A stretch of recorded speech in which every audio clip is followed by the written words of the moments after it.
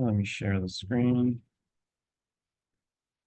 All right, so it's recording now. We're sharing the screen. So if you go to the bright space, I created here, yeah, KNN mini project. Oh yeah. All right, so this is the basically where I'm going to create the link.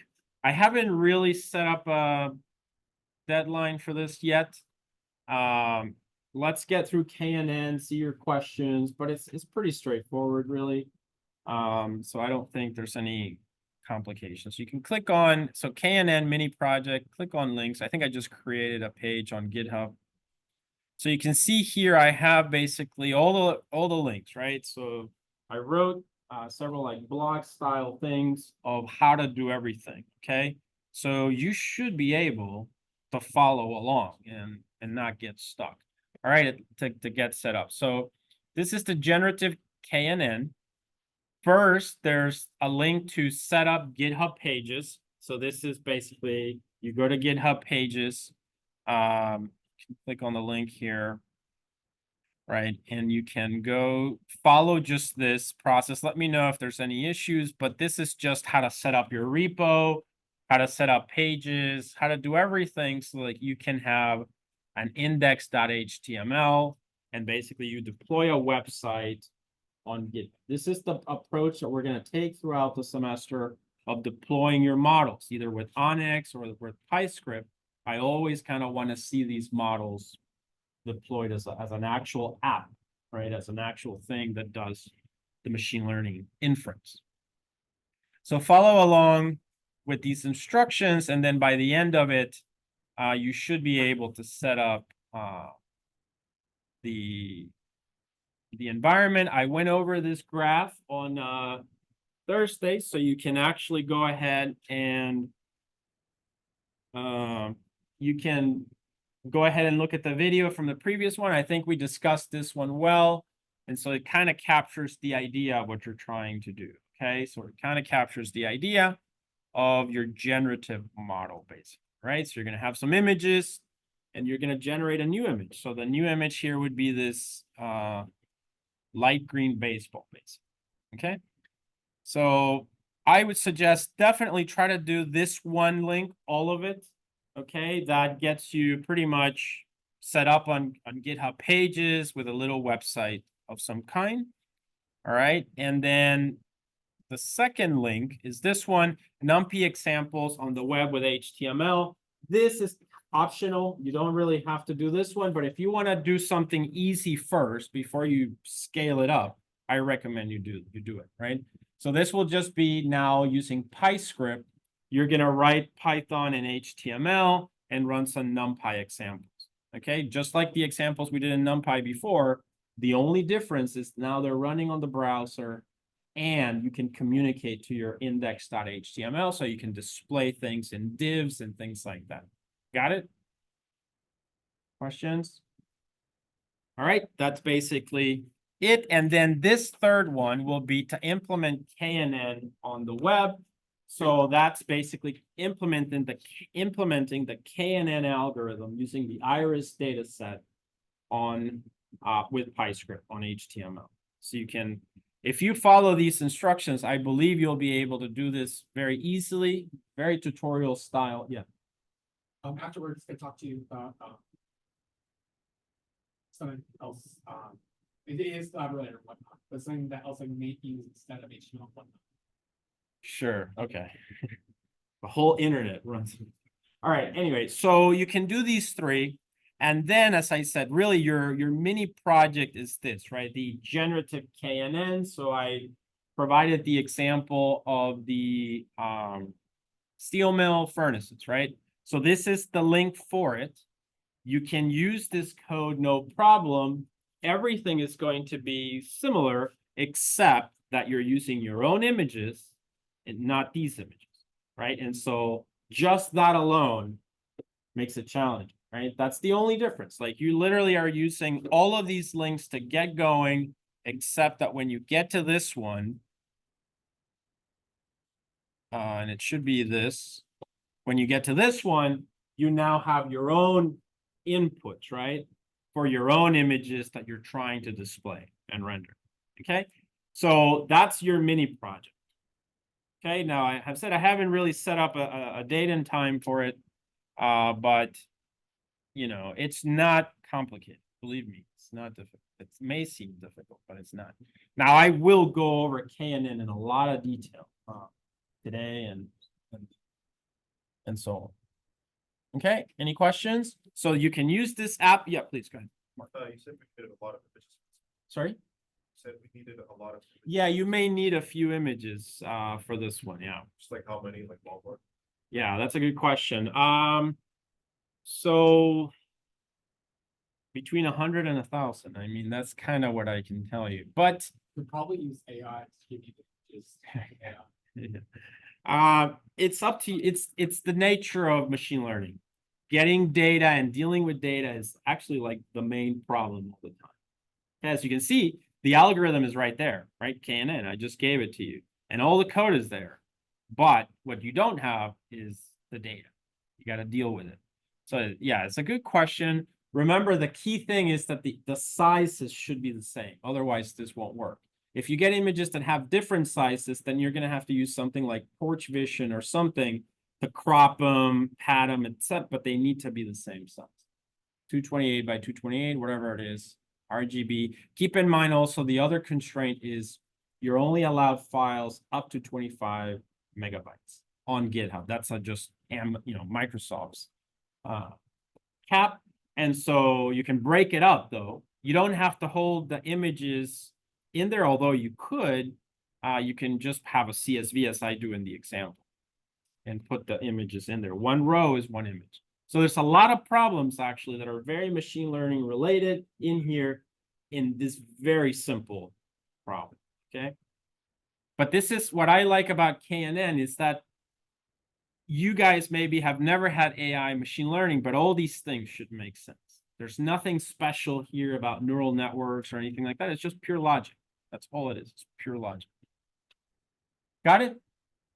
And also, I do believe with this exercise, you spend a lot of time, once again, on tensors and matrices and vectors. And images are actually a good way of understanding all of it. When you have to average them out, eventually it'll click, and it'll give you a good foundation. All right, that's the project, the mini project. As I said, all the links are there. Okay, guys? So everything you need. If you have any doubts, start with the first, the second, and the third one, and then the fourth one is the application. Okay, and then I will start just going over the logic today of the machine learning pipeline and KNN itself. Does that make sense? Questions? All right, I did have one error, if you remember, on my slides on Thursday, which I have corrected. And it was, I think, here. So if we go here, this one, right? So I was giving you the intuition of how this works. We're going to implement this in Python, of course. We're going to implement this in, yeah. Go ahead. And for n number of features, it's just going to be the components of the vector, right? So you just have to do P1 minus, I'm sorry, P2. I'm going to go over this right now. What? I'm going to go over that. Like literally go over it. But this is a vector space of what size? 2. Very good. Exactly. So if this was Iris, the Iris data set, which has 4 columns, right?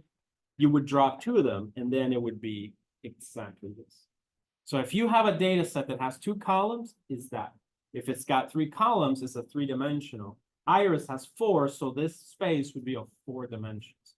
While we cannot view it, the math holds perfectly. Do you guys see that? It's just how it is.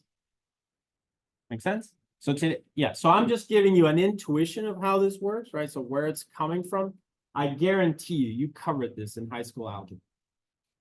Guaranteed, right? So you've seen this before, and this is all machine learning, right? This is the tool that we're going to use. I will implement this actually with a for loop, even though and I'm going to stress why we don't want to do that.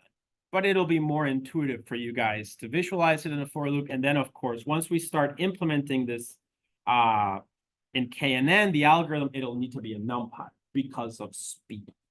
Okay?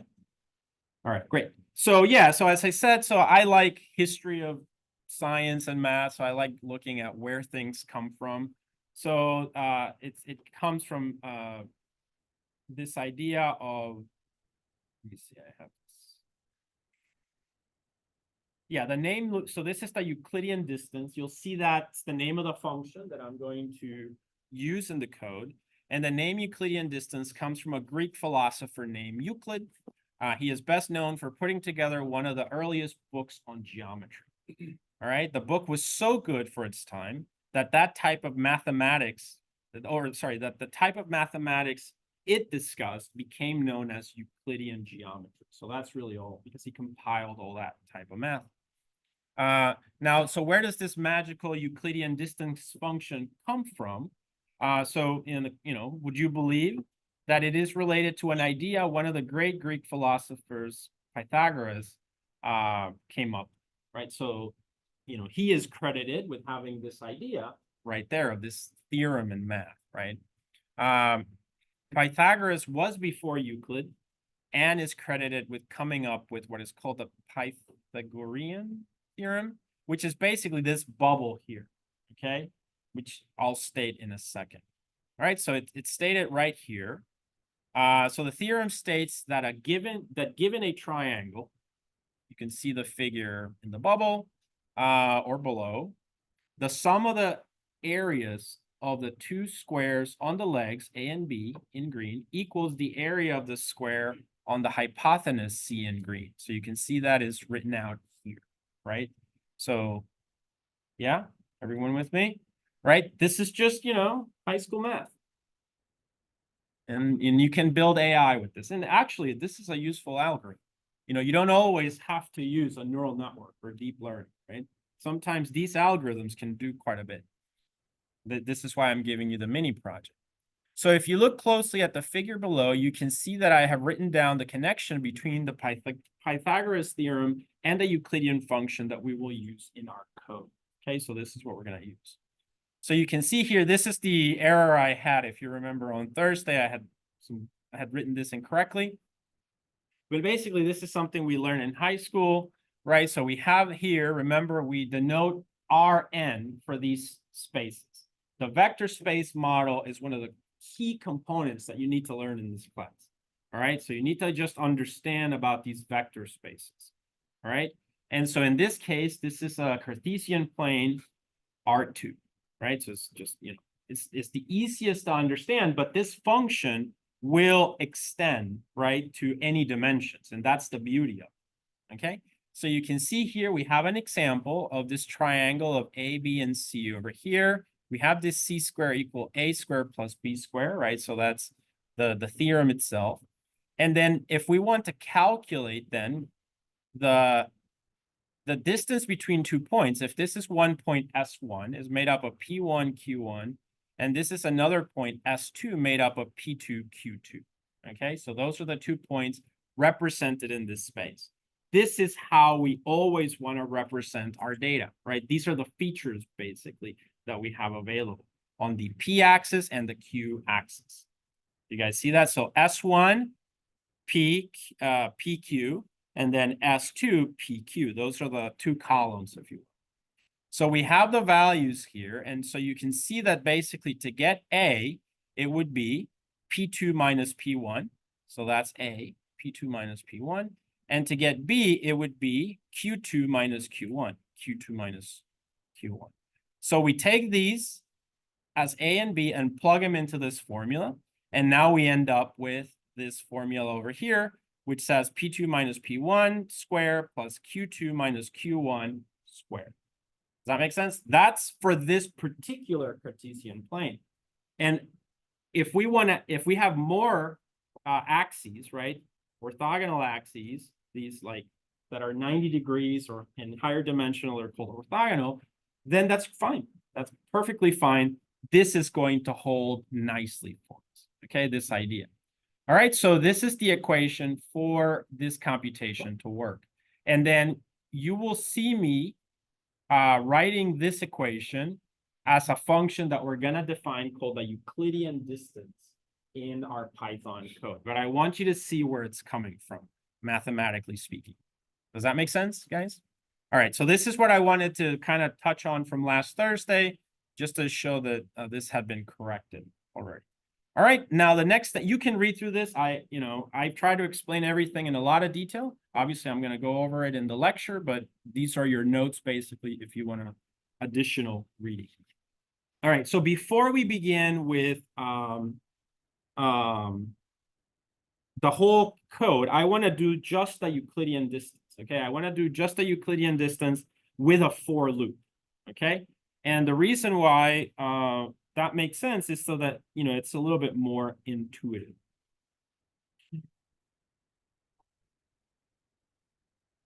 Let's go ahead and start Numpy or Anaconda. Sorry.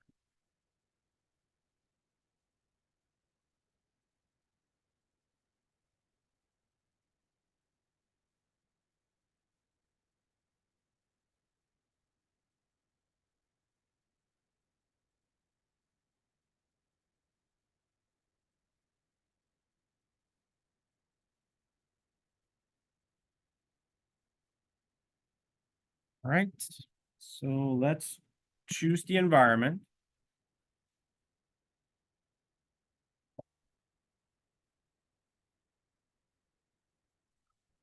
Do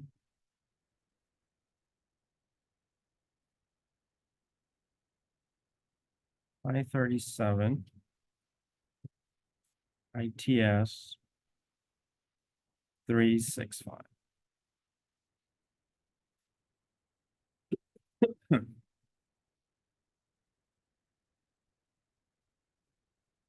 Oh, before I do that, I want to go to the folder where I was before.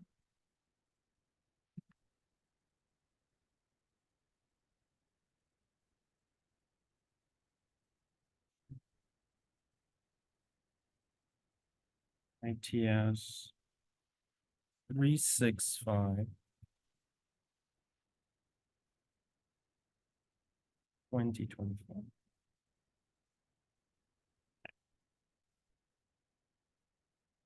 So ML pipeline, remind me, that's probably the one that we were looking at, right? So sounds like it would have been this one. All right, so I'm going to go ahead and hit Jupyter Notebook.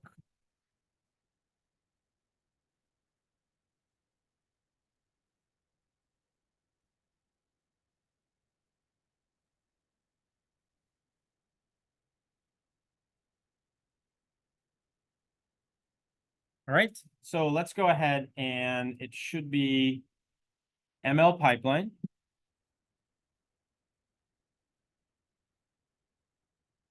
Okay, so I believe we started to load some of the libraries last week, right? So we were using NumPy, Pandas, sklearn, started to define some of the parameters. Remember, we are gearing up to understand how to use the KNN algorithm.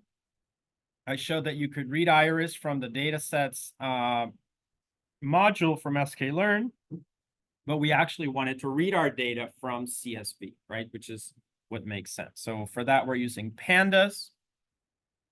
This is the iris data over here. We started to do slicing on it, right? And split it into X and Y, okay? So that has been done. We started to look at the types, that it's a NumPy array, etc. So we looked at all that. We saw that the labels were words, right? So I introduced the label encoder, which allowed me to convert strings into integers, right? So that also should be clear. We always look at shapes. I also introduced the train test split function so that we can divide our X and Y data into X train, X test, Y train, Y test. Okay. And then I started to get into the Euclidean distance function. Okay. And I have here we started to look at how we would predict basically, run KNN, and then calculate performance. So that's the entire machine learning pipeline. This is the simplest this can be. As we move through the semester, things are going to start to get more detailed, but the pipeline is the same. Some things could be the same, the exact same thing. Okay, everyone with me? All right, so that's kind of a recap. So so let's think of our function here.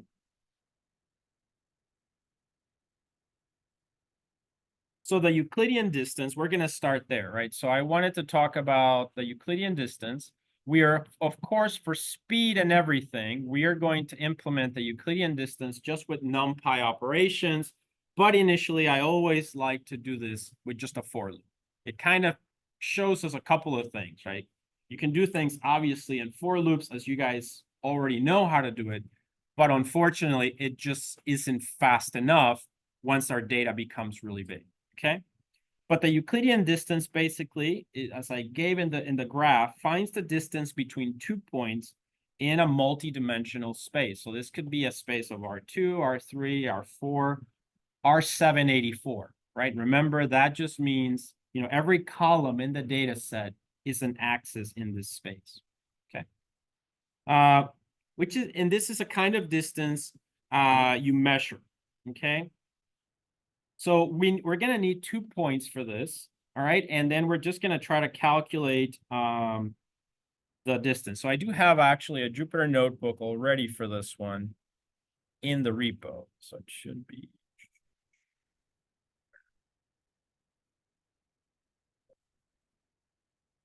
All right, so I haven't opened the repo here. All right, so if you want to just find it, it should be in Machine Learning Foundations. And I wrote it Euclidean. I think it's this one. So click on that Euclidean one. We'll start there. And this is just an example, as you can see, of the Euclidean distance. And it's a scenario just to show you that it does work. Okay, so it's to show you that it does work. So here we're going to have, we're going to define this function. Okay, and we're going to need 2 points basically to use. Okay, but I'm going to type it up in here so I can discuss it.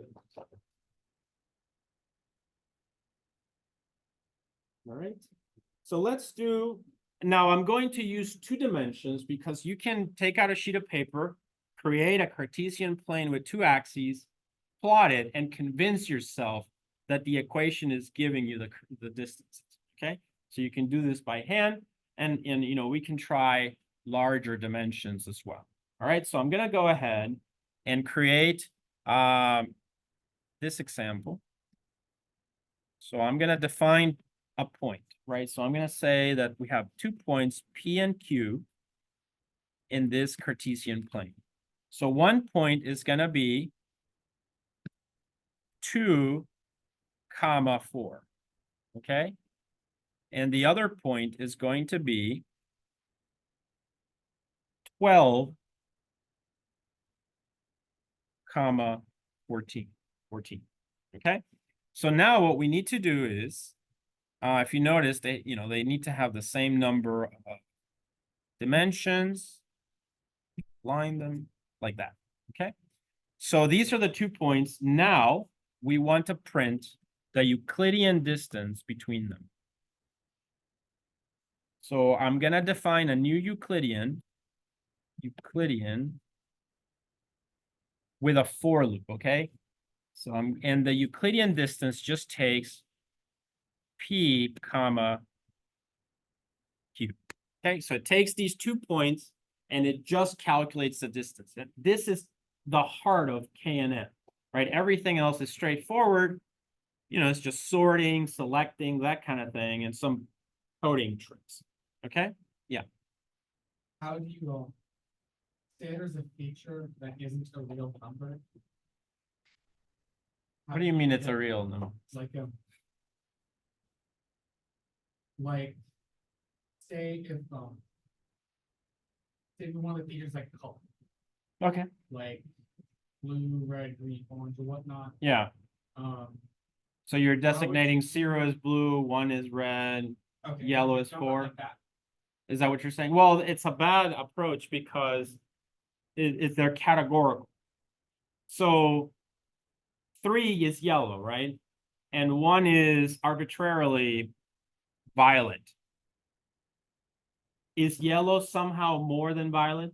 That's what you're saying. If you Yeah, if you that's what I'm say saying. How do you, if like- you say that 3 yellow is 4 and violet is 2, you're saying that yellow, to the machine learning algorithm, you're saying that yellow somehow is more than violet because it's twice actually what violet is. Violet is 2, yellow is 4.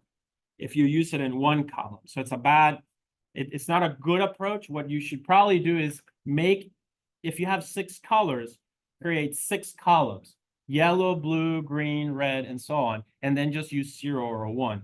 So it means present, not present. So it's a type of one-hot encoding. Gotcha. Does that make sense? So basically, okay. Yes, sir. So all the variables and the predictors, the predictor variables for KNN have to be numeric because you're trying to distance. Yes, they have to be So numeric. we just do it as a vector, another type of like the 0, 1, 2, 3. If you have categorical, that's if his question is about categorical data. So it's data that has no meaning. Right, yeah, yellow is not 3 times. Yes, 45. exactly. Yellow is not exactly. So but to the machine learning algorithm, it's gonna learn exactly that. It's gonna say, no, this is yellow. This is, twice the other one. You know what I mean? This is what it learns. And so the solution is for categorical, use binary 0, 1. Okay. All right, so let's keep going. So as I said, very easy algorithm. We're going to implement this in 10 lines of code. And so the key is to wrap your brains around the vector space models, right? So this is basically that Cartesian plane I showed before. I don't know if I have it here. So yeah, the 2-dimensional one, right? So this has 2 dimensions. So really, there's only 2. Okay, like that. All right. So now we need to define this function and how we would do it. So let's go ahead and do a simple implementation of the Euclidean distance. So we're going to do Euclidean P comma Q colon. Okay, and basically we're going to need some variables here. I'm going to, you take a sum of things, right? So you take a sum in the equation we saw here that it's a sum. See that plus there? So we're basically taking these terms, squaring them, and adding them together. And then we just calculate the square root. That's it. Okay? And this is related to the values of the points. So the process of the algorithm is, a square plus b square, and then the square root of that. But because this can apply to any dimension, we can represent that with a loop. And we just have to iterate through all the values of each point, right? And they have to be equal in size. All right, so we can see that here. So we'll probably be able to extend this to 3, 4, 5, and it should still work, okay? So let's go ahead and do that. So I'm going to create a variable. I'm going to call it sum of squares because we're summing the squares, right? And we're going to initialize it to 0.0. Then we're going to say add up. Oh, let's add a comment here. Add up the square differences. Okay, so add up the square differences. So then here we should perform this operation with NumPy, no for loops, but in the interest of showing you, I'm gonna do a for loop. So for I in range, colon, and if you notice over here, this is just gonna be the length of one of the points. It doesn't matter which one because they always need to have the same dimension. That's like required, right? If it's iris, they would have 4 values, basically. Okay, so let's go ahead and do that. And then now we can just basically take the differences and square them. So I'm going to do sum SQ, sum of squares, is gonna be equal to sum of squares. Sum of squares. Plus, oops, plus, and then now, parentheses, we need to compare the individual terms of the points. So we can do that with P I minus Q I, you see? And this will work for any dimension, right? Because we're just iterating through them. So once I take those differences, the next step, so I'm taking these differences, right? The next thing is I need to square them basically. Okay, so what I'm gonna do is I go back here, and in Python, you can do this in several ways. This is kind of like the easiest. So basically we're summing all of them, taking the differences of all of them, squaring them, summing. And then once we have that, we can just return the answer. In this case, it's gonna be sum of squares.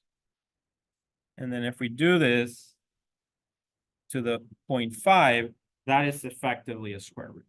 And this is also like something you saw in high school algebra. Okay, so that's it. That's the Euclidean distance function. And that does basically the calculation. And now we can compare all the points in the vector space, as long as they all have the same dimensions. So let's try it out. Let's see if it worked. I'm going to go ahead. I have my 2 points, and I'm going to run it, right? So I'm going to do that, run that, and it says it's 10. I did 2, 4, 12, 14.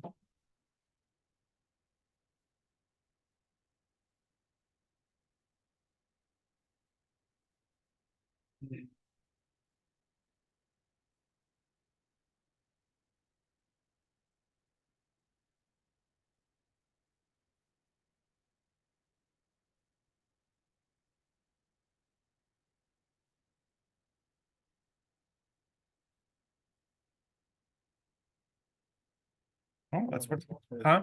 Sorry? 2.0? Where?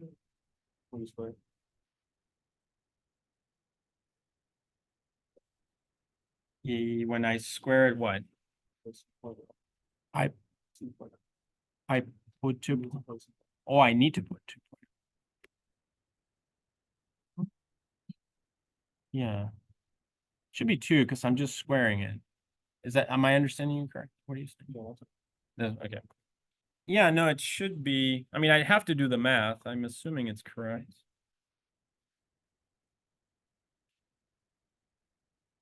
Two, 4, 12, 13. Let's try another example. Let's do P. Two-dimensional vector. Yeah. Sorry? Oh, yes. Thank you. There we go. Nice. Okay. All right. Sorry. Yeah. I knew that was, yeah. Good catch. Okay. So, sorry? Python is such a perfect. Yeah. Well, it's, and yeah, it's what's the joke that, no more semicolons, just all white space. True. All right, but yes, thank you. That's a great catch. All right, there we go. 14.14, that matches with the code that we have available. Okay. Got it, guys? Does this make sense? All right, now let's do another point. I'm gonna do here. P is gonna be the same. 2, 4. Q will now be 34, 150. So intuitively, what does this represent? If we go back to the little graph that we have like 2, 4, and then we had 12 and 14. That would be like this other one per se, right? Or something like that. So they're both Yeah, 12 comma, so this would be, let's say 2 comma 4, and this would be 12 comma 14. Everyone with me? And now I'm introducing a new point, which is 34 comma 150. Effectively, that one would move this way and that way, so it would probably be up here. Do you see what I'm doing, guys? So your conclusion is what? The distance to this new point should be bigger, correct? Yeah. Yeah, and that should prove that Euclidean distance works. All right, so let's go ahead and do that. So I'm gonna take this one. I need to run the function yet again. Okay, and try it. So I'm gonna repeat this one, and there we go, 149. So basically, what the Euclidean distance just told us is, well, given 2, 4, the closest point is 1214. The other one, 34, 150, is too far. So if this is associated with class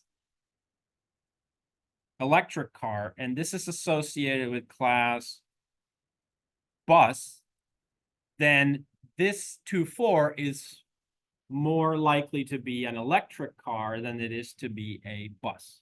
Do you see how that works? That's it. That's literally the whole logic. And if you were doing your generative model, then these are going to be your conditions. You're going to find the thing that is closest to the object that you give it, and then you take those images and average them to produce the new image. It's the same idea. Instead of labels, you guys are going to hold the names of the files that you're going to average. That's it. That's basically the whole project right there. Any questions on any of this? Okay, let's make the points longer. All right, so I'm gonna add, now I didn't work this out in my head, right? So I don't know exactly what the answer will be. But what I'm trying to show you is, what is this now effectively? R3. You see that? So now it's a data set of people represented at height, age, and weight. 3 features. If I effectively go in here and add yet another one, 45, 23, this is iris data set, R4, 4 columns. Do you see that? And I could keep doing this to 784. And then what am I doing? I'm comparing MNIST data. Because we know that images in MNIST are 28 by 28. When we spaghettify them, they're 784. Any questions on this idea? And so now we can proceed basically to use the equation, Euclidean distance, and you can see it works perfectly. It doesn't care what P and Q are, as long as they have the same dimension, it will, but the same number of features, it will always give you the distance. And that is the algorithm that you use. Now, this is called a lazy algorithm, remember, because you're not actually doing any training. All you're doing is holding the data, the trained data, and then your test samples are compared to it. And then you get distances. Okay? Got it? All right, so every now and then I do some functions in the for loop just because I know you guys can really quickly understand this or play with it and figure it out. Numpy, as you know, can abstract a little bit things somehow, but for it to be fast, right? For things to work on the GPU, we need to use tensor operations. Any questions? So we are now going to switch to implementing the KNN algorithm with Iris and to complete the whole pipeline. Yes, Henry. What is the tensor? Yeah, so what is a tensor? It's a good question. So a tensor is a term from math that basically is a general term for any vector or matrix of any size. So a scalar has one dimension. You can have vectors, right? Or you can have matrices that are 2 by 2, 3 by 3, 4 by 4 dimensions, which makes it a hypercube. But they wanted to have a term for all of those, and that is a tensor. Okay. And that's just like the is basically the feature vector times the sample size and whatnot that you have, right? That's what determines a tensor. Or am I mistaken? No, a tensor is just iris is 120 by 4, correct? The train set, that's a tensor. It's a matrix, Okay, but it's also a tensor. your X and Y vector makes up a tensor. Anything, any vector or matrix or even a scalar, anything is a tensor. That's just a general term for it, like saying sports car, truck, SUV, they're all cars. So vector, matrix, scalar, what hypercube, they're all tensors. That's the general term for it. Tensor of these dimensions. Scalar meaning the unit vector times whatever. Scalar is just one when you have one cell in it, like just one value, like a variable 3. But in linear algebra, it's you vectorize it, so it's like the array with the value in it. That's what the scalar is. Yeah. Okay, I mean, it's the general term for everything. Taking calc 3, and I don't know much. Okay. Oh, yeah, but anyway, so that, this little equation thing is all the math we need. Everything else is just pure like programming logic and things like that. We're gonna do a sorting, okay, and so on. So hopefully this makes sense, guys. All right. If you're having doubts, go play with it, add more values here. It will always give you a distance. So you can literally now build a machine learning algorithm for any data set, right? All right, so now I'm going to basically delete these. They're in the GitHub because I don't want to use, oh yeah, please go ahead. Yeah, I had to return like here. Like a horrible mistake there. All right, yeah, good catch. So you can find this script on the GitHub, but I'm gonna get rid of this function because we're actually going to implement this with Numpy itself. Remove these. All right, so this is actually where we have our function that we're going to use. And we're going to define now the KNN algorithm to do the classification with iris and see the performance basically. Okay.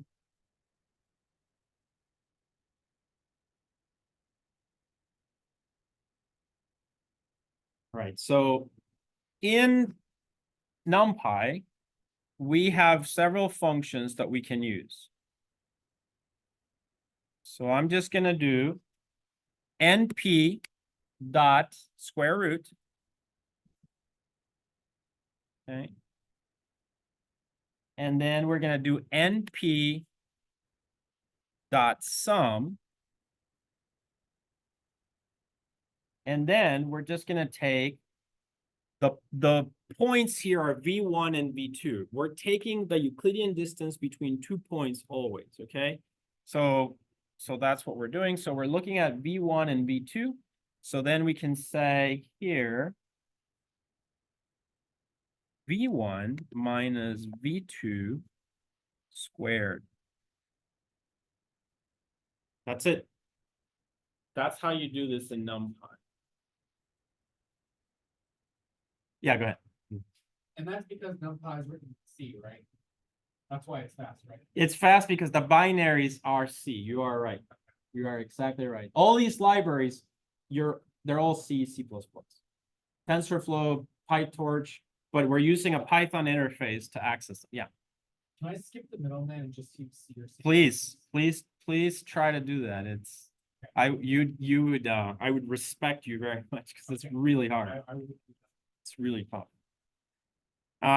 So anyway, so this is the function that would do this process, okay? So we are going to come back to this function and see how it works by printing it out. But what I can tell you effectively is that this is a vector, v1 and v2. So imagine you have A, B, C, D in v1 and A, B, C, D in v2. Take the difference in a vector and produce another vector, and then you square that and you sum it. You see that? So it's all vectorized. Yeah. And then K is nearest neighbor, you just take the magnitude of that main vector, and whichever is the smallest magnitude. Henry, we're implementing this today. That's literally where I'm going. Yeah. Yeah. Let's go through it, okay? But for me to be able to print this out, I need data. All right, so I can't really right now print it out without any data. So let's go ahead and just pick up where the data was, okay, so that we can start running it through KNN. And at the end of the day, we should be able to do our first classification, okay? Our first classification. So I'm going to run the Jupyter again from start to finish, just to make sure everything is loaded in memory. So I'm going to, initialize the kernel, clear the output. All right, so it cleared. So I'm going to go ahead and run everything. So we're running NumPy, Pandas, and sklearn. Okay, everything ran fine. The parameter here is going to be k equal 5. That's going to be the k nearest neighbors. I'm going to read the data from with Pandas. We already discussed this, I'm pretty sure, in a previous lecture, and there's the data set already loaded. So we can just go ahead and do that, no problem. Okay, I got the data, it's read. Now you want with these things, you always print the shapes. That's like your best friend. So 151, 5. Okay, so I'm gonna print the data frame. I can see I have this row that I'm gonna get rid of. I got my 4 columns. Remember, this is R4. Points have 1, 2, 3, 4 values. Okay, each point. Each row is a point in the vector space. So let's go ahead, and you guys remember we did this already. I get rid of the first row by not including 0. I grab all the features until 3, so excluding the label, and that is X. Basically, I convert it to float and print to shape. 150, 4, this is the data set as we want it for X, right? So you've got X, carved it out. You can look at it there, great. Okay, remember when I do dot values from a Pandas data frame, it makes it into a NumPy array. Okay, so now I'm gonna repeat the process for, I'm gonna look at the type actually. So NumPy array, now this is for getting the labels, Y. So that's gonna be 150, okay? So I'm gonna look at the type. It's also NumPy array because I did dot values here. Okay, I'm gonna print the shapes. Notice that the words are there. We need to change that. So we do X shape, Y shape. We initialize label encoder. We discussed all of this last week. Print Y, and now the labels have been converted. Pretty sure that's 150. Print the type. Just to confirm, it's a NumPy array.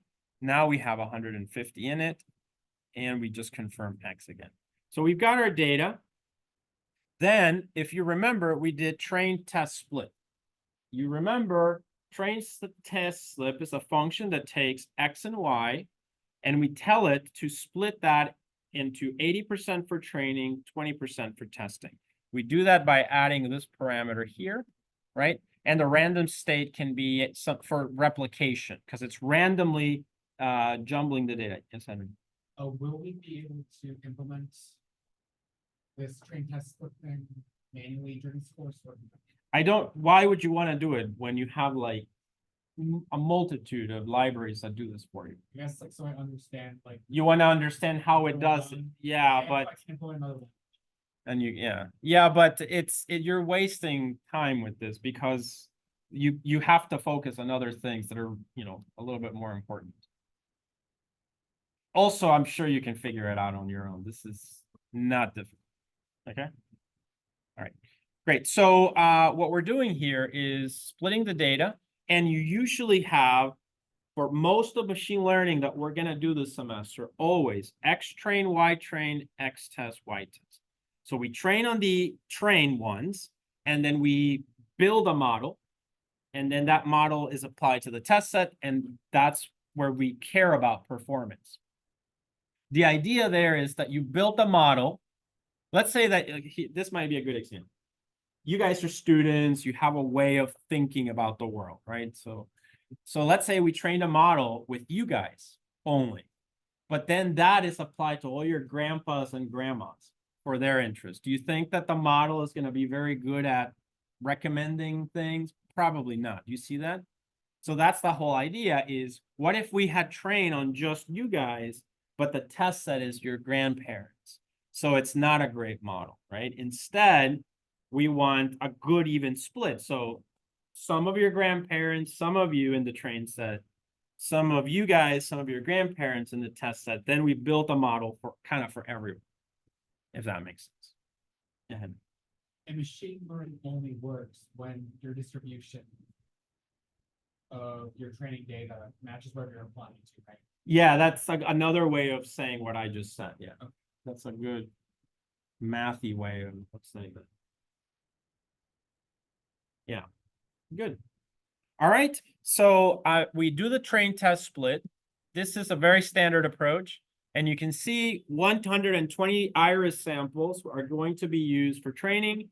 And I hold out 30 samples for testing. Usually it's like 70-30% split or 80 to 20% split. You go with something like that. All right, now we have our data and we should be ready to start implementing our algorithm. So like I said, I'll come back to the Euclidean distance just to show how that works. But let's just start with the algorithm. So now we have data, right? We have X train, and I have here a predict function. So I'm going to invoke this predict function to kind of do something. So basically here, I would, let's just do this for now. We would call predict. Okay, predict. And so this predict function calls this one over here. And now this is the actual, so this is KNN. All right, so on the exam that we're having next week, if I ask you, please implement KNN, I mean this one, right? You know, include the Euclidean, include the Euclidean distance in there, but it's really what is going to happen here. In just a few lines of code, we should be able to do this, okay? So let's start thinking through it. First, what do we want to do? We want, remember, there is no training here. There's only grabbing the train set, grabbing whatever your test sample is, and comparing it, right? So we're going to need a test sample. So that's going to come in through here. We're going to say test X, just to be consistent with the code I already have on the GitHub, right? This is the sample that's coming probably from the test set or somewhere else, and we're going to compare it to X train. Okay, X train is what we're trying to understand or or figure out, compare to. Got it? Everyone with me? All right, so test X, right? So then we're going to do, I'm going to add some notes here. The first step is to calculate the distance between test X and all data samples in X train. That's exactly what we're going to do.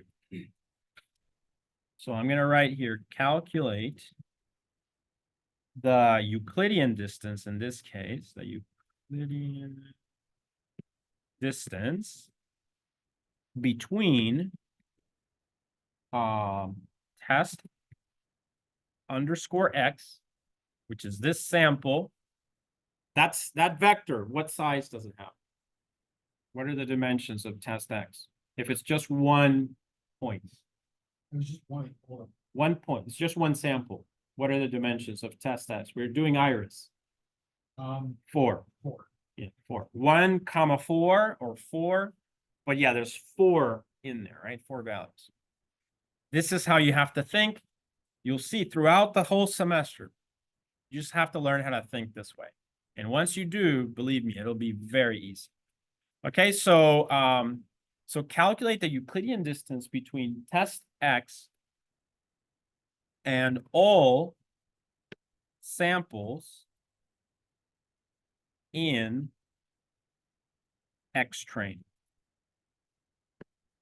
Okay, that's it. So we're going to compare it.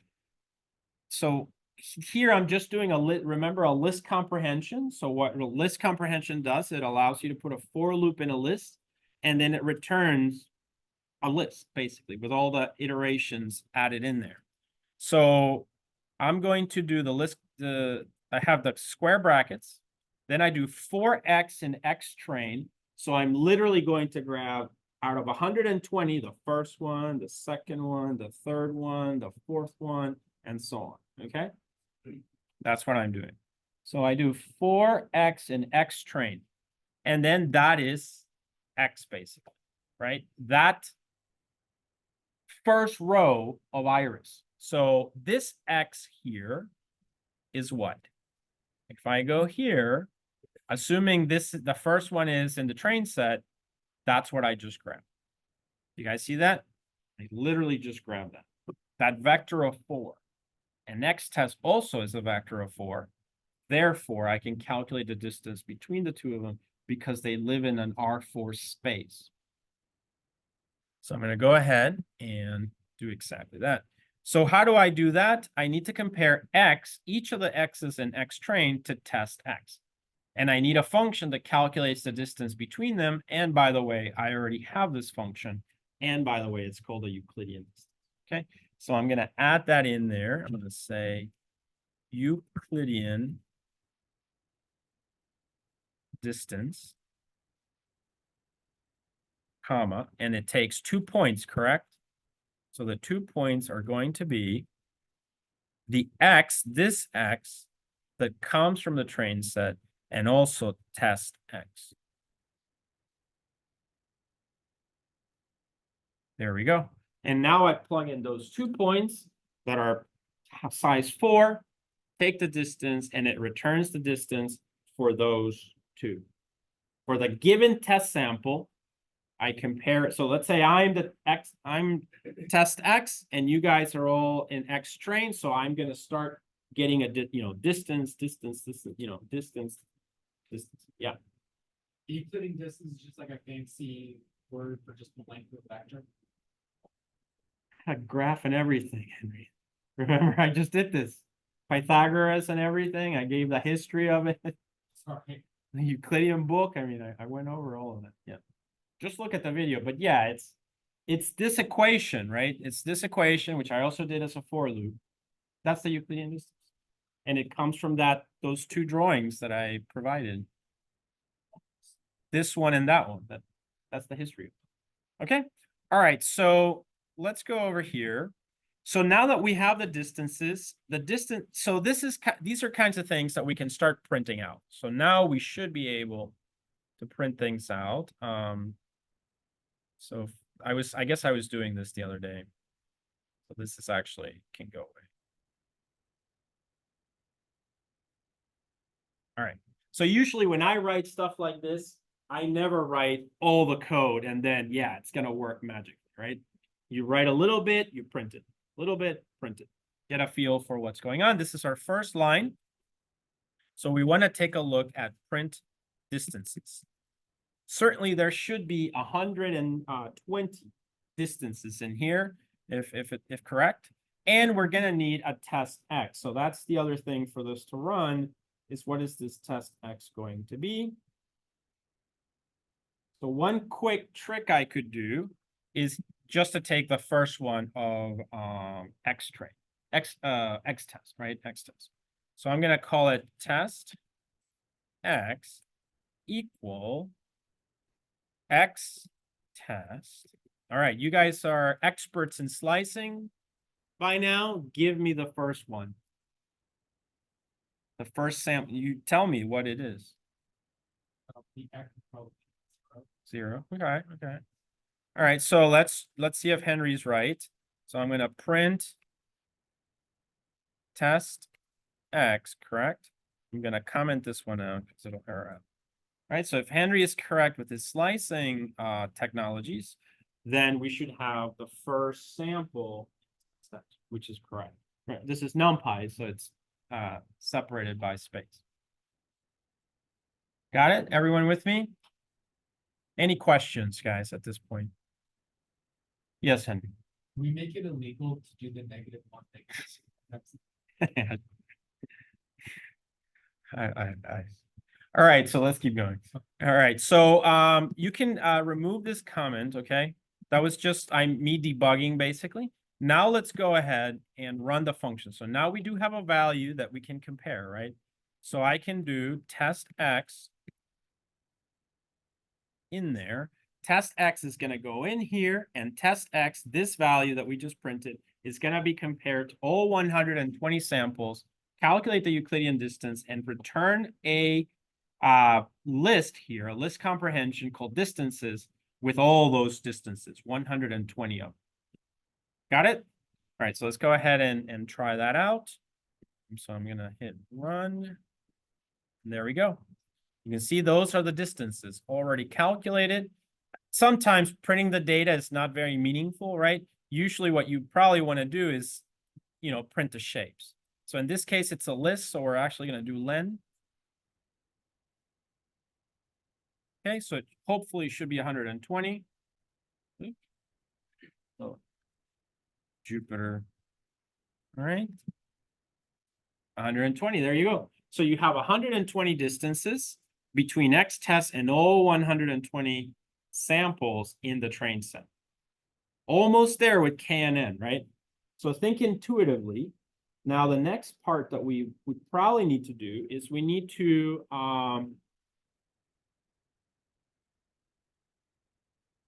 figure out, let's see, we got 120 distances.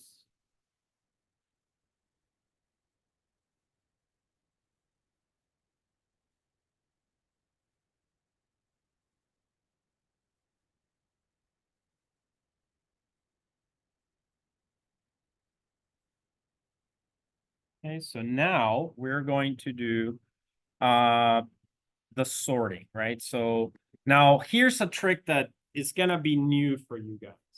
When you have something like this, right?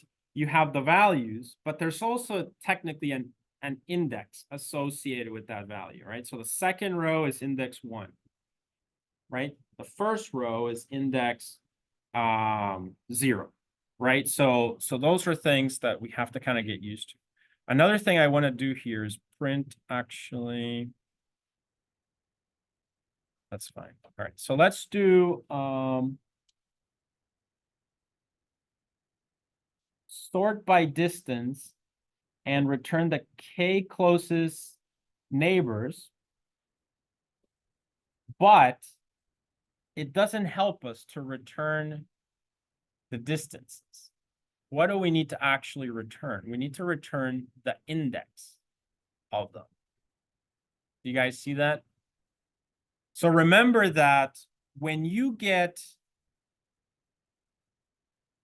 X test or X train and Y train, they're basically aligned. Okay, so what that means is you have 120, 4, that's X train, and you have yeah,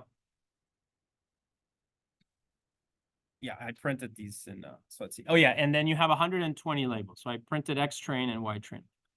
So you see, so there's 120 here and there's 120 here. Do you guys see that? This order needs to be preserved, okay? So what you do is you want to be careful, right? That you use an operation that will both sort but preserve the indices, right? And it's going to return the correct indices so that you can actually match the indices in the labels here.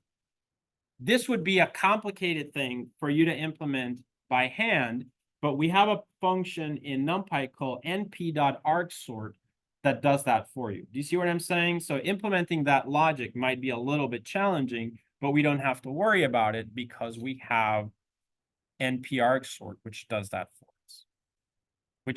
And that's the thing that you have to get used to about these libraries is that they provide a lot of functionality. All right, so I'm going to use np.argsort. By definition, I'll read you the definition of it. Argsort, np.argsort returns the indices of the distances after being sorted, basically. All right, so let's try this out. So I'm going to do here.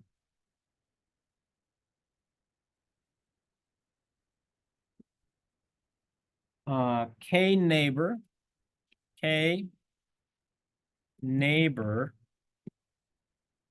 indices, right? Because I need to sort by value, but return indices. So then I'm gonna do np.arg sort. And what do we arg sort distances? Got it? Do you see that? So this is the functionality. So this is going to return the indices of this. So if we print them,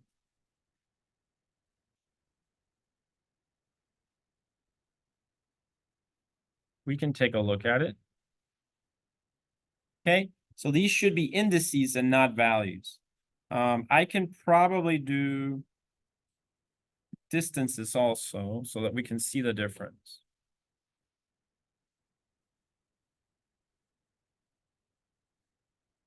Okay, so I'm going to print both.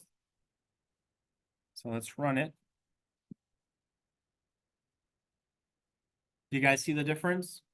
So distances is actually the values in there, right? The distance in the Euclidean sense.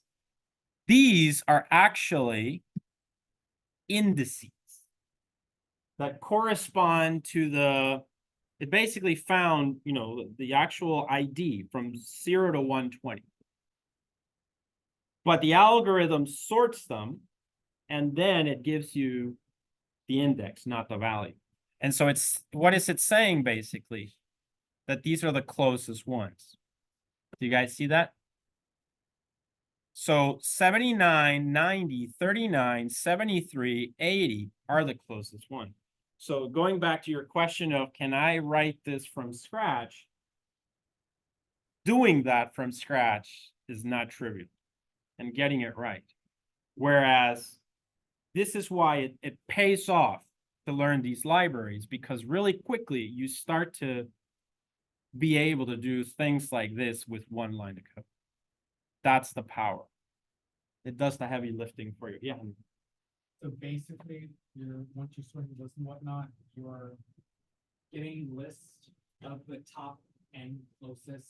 I have to do that still. Here, this is the 120 of them. Okay, those are the first 120, the closest. Those were all of them, right? They're sorted in order. They're sorted now, yes. They're sorted by value. But instead of showing the values, the function shows the index of them. Okay. And this is really useful because these are the indices that you're going to look up in Y to determine the labels. Everyone with me?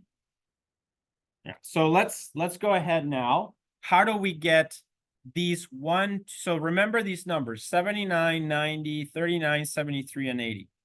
The K is 5, I believe. So we want to get the top K. So how do we do that?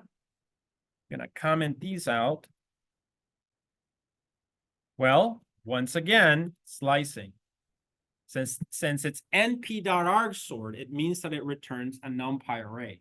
So immediately you have all the power of slicing. How do you slice from this numpy array the top K? You guys know this.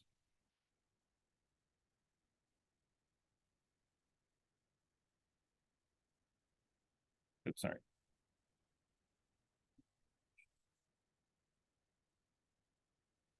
Right? They're sorted already, so we can start at 0 until what? K, right? We define K over here to be 5, I believe, yeah. What I'm looking.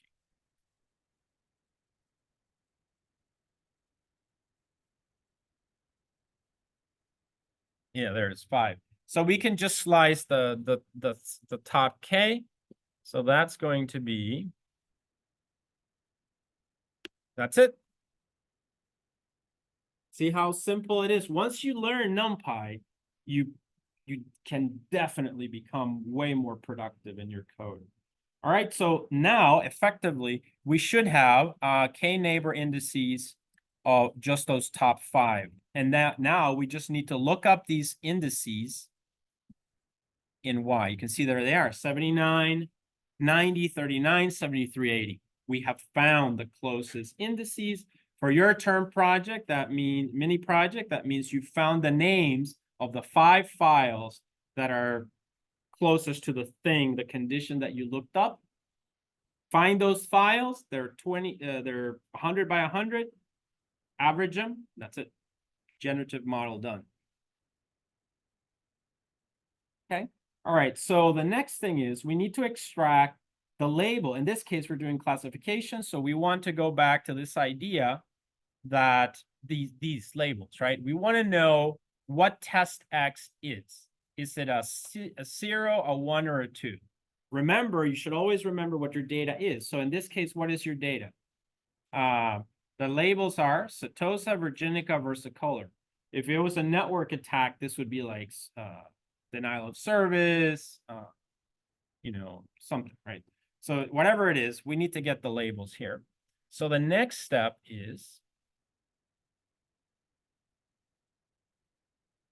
we know we can print them, so I'm going to comment this one out yet again. And now we are going to slice these again out of Y, right? So that's basically our idea. So I'm going to go ahead and do another list comprehension. So I'm going to just add a comment here. I'm going to say extract labels from Y train. Remember that Y train has 120 rows, X train has 120 rows. Now we've got the indices that correspond here. So I'm going to do labels equal, and then another list comprehension. And I'm going to say for I in, I'm just going to copy this. K neighbor indices. So that like that. And so this is going to give me the values, these values, right? So 79, 90, 39, 73, 80. Those are indices. So what do I put here? What should I write there?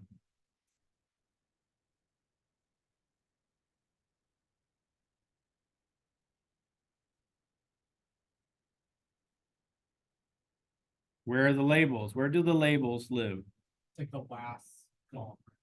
Yeah, but what's the name of that variable in our data, in our program? Y train. So remember, it's X train, Y train, X test, Y test, right? This is what we need to remember. Go back to this, right? I printed it, X train, Y train. So 120, 4, 120. I just processed the 120, 4. Now I'm trying to extract from 120 the labels. I have the indices because I just got these by performing the previous task. So I'm going to need actually this one here, Y train. I mean, this is your first time doing this. We're going to do this all semester, actually. So that's one thing that's very consistent. So then here I do Y train. But which are the Y trains? Because there's 120 in here, right? So I need to, besides slicing, you also learn what? Something called indexing, right? Which you already knew how to index. And basically that will give us the labels. So now let's go ahead and print labels.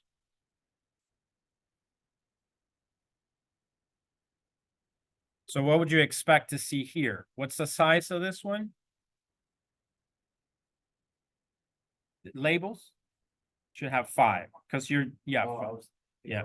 Because you're going for you're using these 5 indices to slice or index out of Y train the actual value there, which is the label.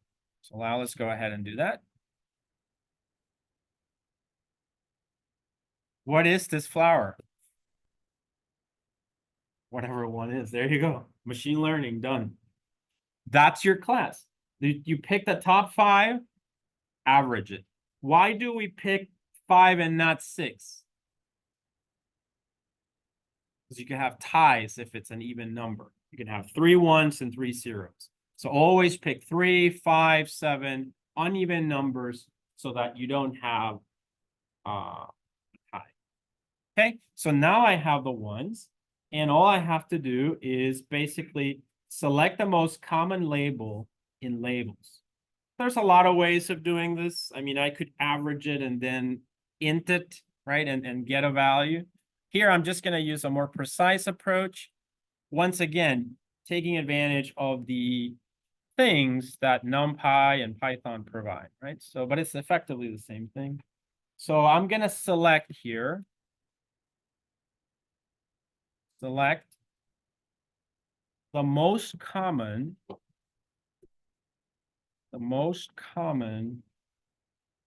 label in labels. All right, and for this, there's a thing called the counter.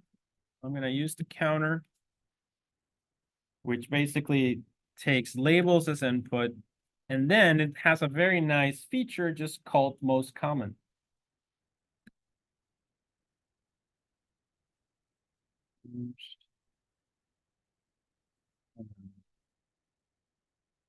And it's just one, so the most common one. So then that should return my label basically. Most common label. All right, and now this we can say is the prediction basically. So here, predict should return, well, let's just print it for now. Which is 1. We already know it's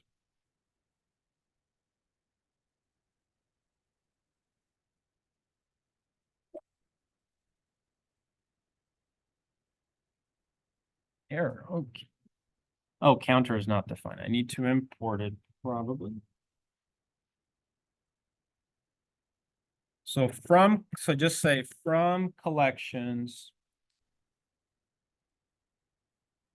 imports counter. Okay, so run this one. Okay, runs fine, run everything.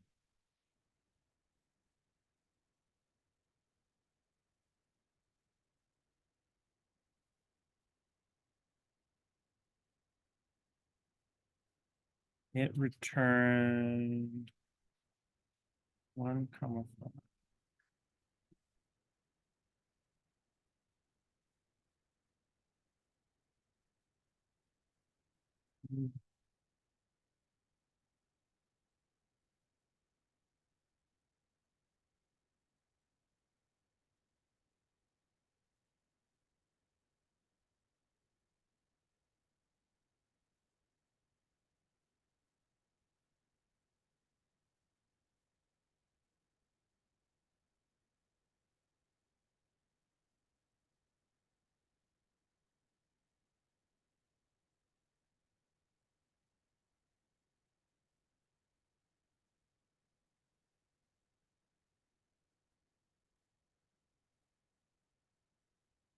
Well, let's not use that then.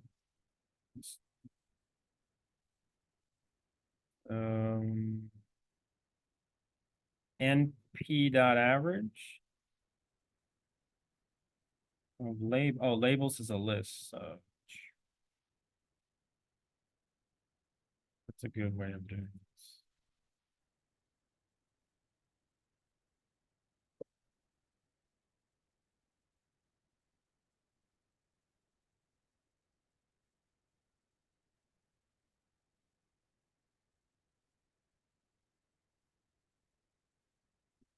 Let me think about it. Let me see.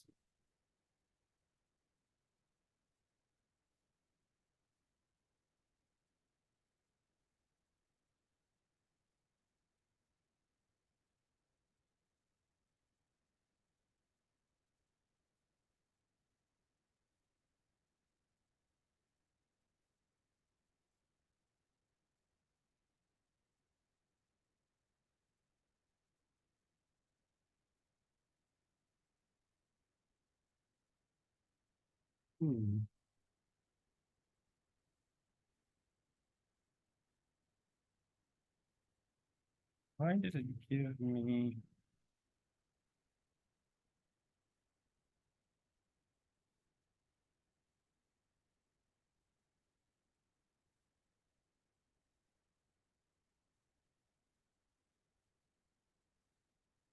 Maybe it's giving me 1 out of 5. I'd have to read the documentation actually. So, okay. I think maybe. So yeah, so it should be counter labels.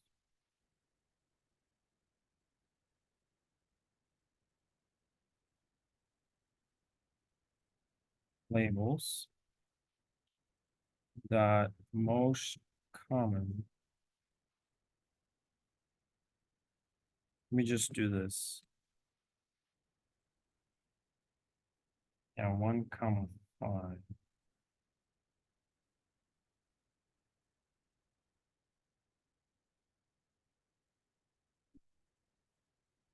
So this should add 1 more.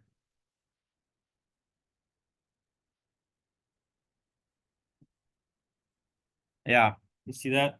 So it's telling me what is the most common out of so many. So if you notice what I did is I added 1 more. 1. So we had 5, I added 1, so there's 6. And then it said 1 out of 6. You guys see that? Oh yeah, or did you find something else? I think it's telling me quantity, because I have 2 in my thing, Mhm. it's still, it says 1, 4. So I have 4, 1, and 1, 2. Right, that's kind of what so are you saying there's 6 here and it's telling me it's 1 of the 6? Is that what you're saying? Yeah, so the Yeah. most common is 1, and then there's 6 ones in the mix. Yeah, exactly. So if you have so you're saying if you have a 0 there, it would still say 1, but this would be a 5? Yeah. Yeah, okay, that makes sense. So really, we just need, regardless of what it's saying, we just need the first of the tuple, correct? Yeah. Yeah. So yeah, so good catch, Justin. So exactly. So then maybe if this is a tuple, 0 could work, right? So let's try that. Okay, so it gives me the tuple, so then that could work, right? So let's try that. Yeah, there you go. Does this make sense, guys? Now you can, this is an easy enough function, right? That you could probably, I just kind of was a little bit lazy to convert everything to Numpy, get an average and all that, but you could do that too, okay? Yeah, Henry. Are we gonna make a loss function for these things? A loss function is something that we haven't even gotten close to. Okay. But we are going to cover loss functions. So that's actually a good point that Henry brought up. A loss function is also a type of a distance metric. So a lot of the stuff in machine learning is like,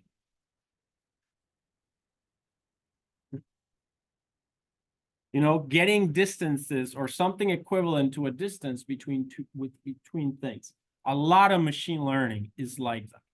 That's why this is important, because although it's very simple and trivial, once you really wrap your brain around it, a lot of the logic is comparing one thing to another thing and see, you know, which one is closer, you know, and that kind of thing.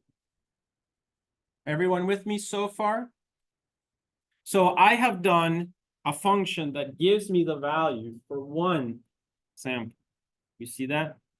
But we have a whole test set of samples, correct? And also, how good is this model? Who can answer this question? Somebody answer this question for me. How good is this model? Yeah, go ahead. Basically, You need to tell me how good it is, though, from 0 to 1. That's all I'm asking. How good is it? Where 0 is bad and 1 is really good. So how good is this model? run through the loss. No, this has no loss function. But we do have to calculate performance. We will need to calculate performance, okay? So how do we calculate the performance of this sample? We got X test, correct? How many samples are in X test? 30. Does X test come with a convenient companion called Y test that has labels? Yes. So what is the real label? So X test is the real sample, right? So how do I get the real label associated with this X test that I use? What would that be? How would I index it, slice it out of the data? You get what I'm saying? I want you to tell me how to get test Y. Where would that come from?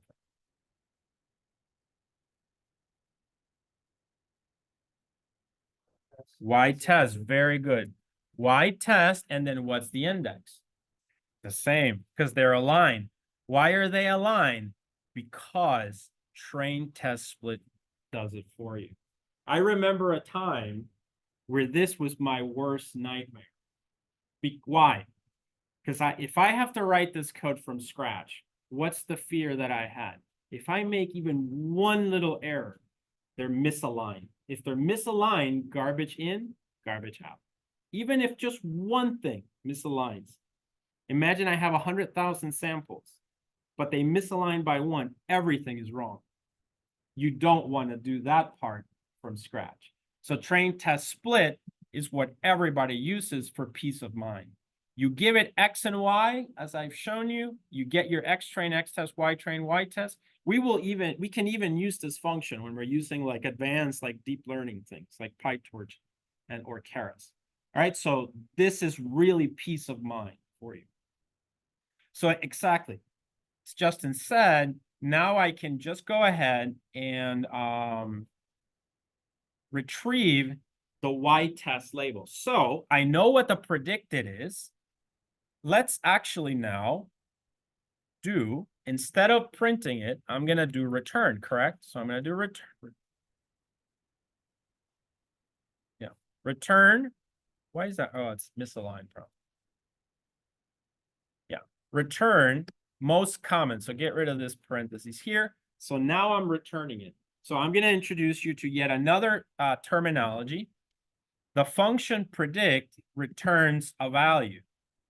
If we have X test, right, that's the real input. We have Y test, that's the real label. We need to have a predicted label that comes out of this. In general, people would usually call it Y pred. It's just a variable that we predicted. And then what do we want to do? We want to compare Y pred with test Y. This is how we're going to begin to measure performance. So just give me a second. So I'm going to print Y. I already know what Y pred is, but I'm going to print it. Y pred. And I'm going to print, I don't know what Y test is, correct? I haven't looked at it, so I don't know. But I'm going to do test Y is the real label, you see? And now I'm going to find out just from one sample how good my model is.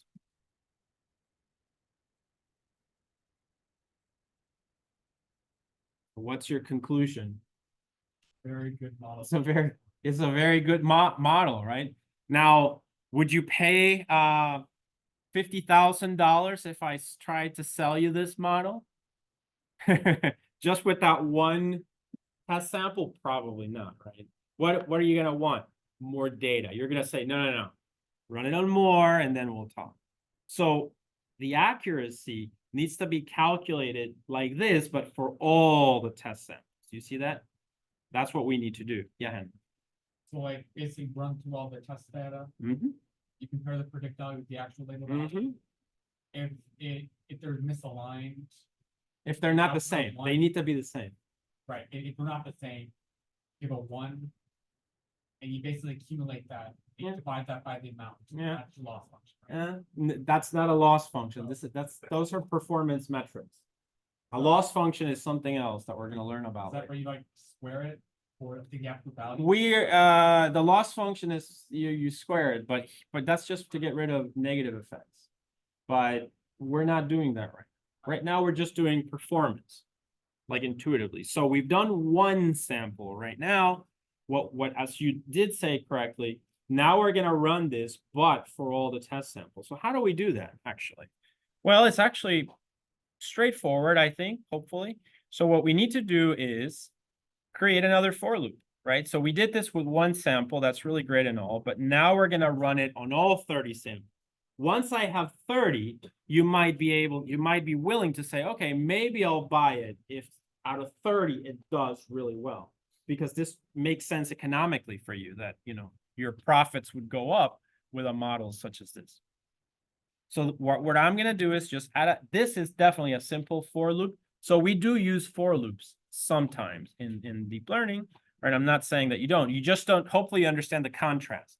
You don't want to use it in the Euclidean distance, but you do want to use it in something like giving data sample. That's fine. All right, so I'm going to write my function here for test x in x test. Do you guys see that? And then what do I do here? I just invoke my predict function, right? Remember, it's going to return one label at a time.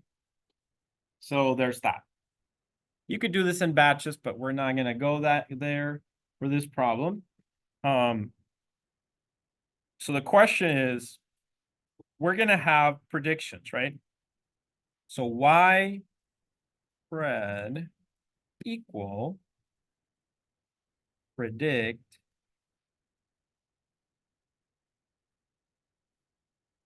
test x. Do you guys see that? So now we know that x test has y. Oh, this should be y, sorry. Make sure you use these like x's and y's because really quickly you're going to know what's a y compared to y test and so on. All right, so this is gonna we give it we have 30. So we grab the first one, we run it through it, we get the prediction. Then we've got the next one, run it through it, get the prediction. So we're gonna do this for all 30 and should get 30 y's. Do you guys see that? We need to keep those somewhere. So probably the easiest thing is just to put them in a list. So I'm going to say list of preds, right? Initialize it like that. So this is pure Python. And then I would say list of preds. List of pred, oops, sorry. List of preds dot append. What do we append in here? We're going to append ypred. Got it? And then once that's done, we can print len of list of preds. And hopefully we should have in there 30, right? And because we have 30, we should be able to compare it to y test. Oh, I'm adding, wait, why am I adding? I do have 30 in here.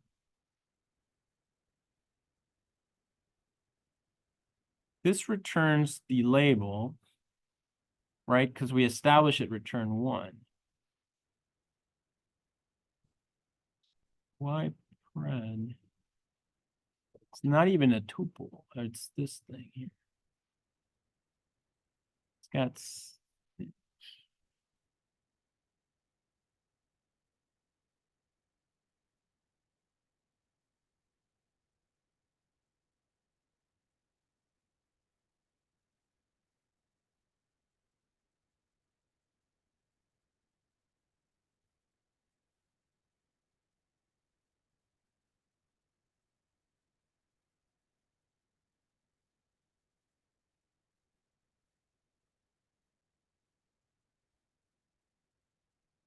right? Wasn't this doing the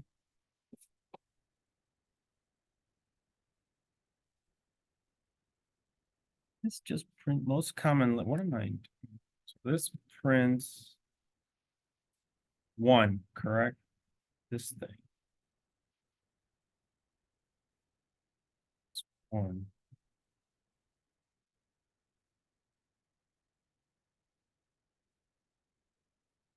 One, yeah. And then that 1 predict test x. So then that 1 is here, right, in ypred.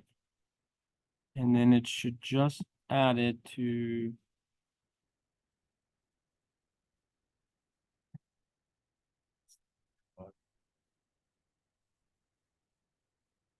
giving me 6. Current aggregated. It's just giving, it's supposed to give me the labels. Let me clear the.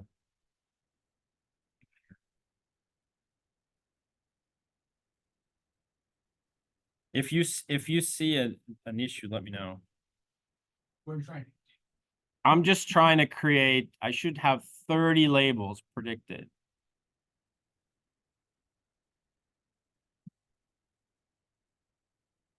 The function was predicting fine. Right here.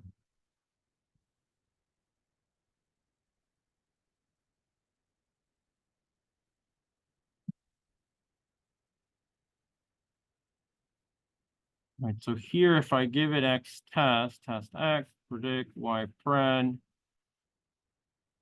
See, there's the 2 1s. Y pred has 1. X test. Let me take a look. So let me take a look at X test. It's supposed to print 30 labels, but it was printing like these vectors of 6. So I do have 30 in there. So let me see what's an X test.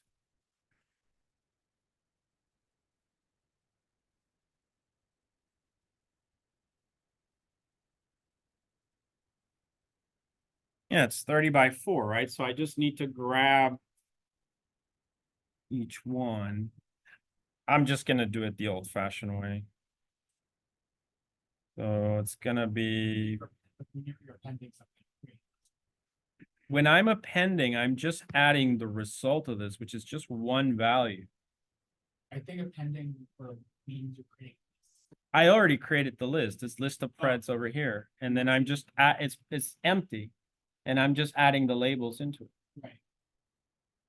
It's not an issue with that. I mean, you could print it. I could print Y pred instead of, removing the list altogether, right? So if, And so it's, I say, you need to like get this. see, it's creating these vectors here as output, which I'm not really following, actually. What do you want to do and what is going on? I just need the label, and I need 30 labels, 30 predicted labels. All right, so it's 7:46. I'll look in. You guys look too. There might be some dumb thing I'm doing. But it should be. What I was gonna do actually is just for I in range length. I mean, this is not elegant, but of X test, right? So this would give me the 30, and then I just do X test I. So that should effectively.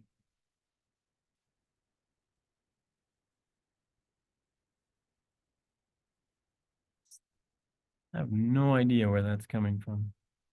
All right, I'll figure it out. We'll finish this up on Thursday. You guys play with it.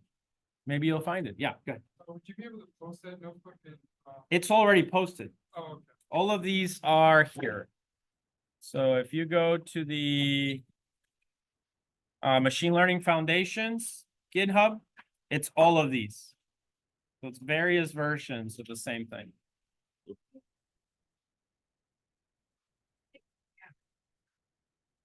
Play with it. Don't forget the WECA presentations on Thursday, please.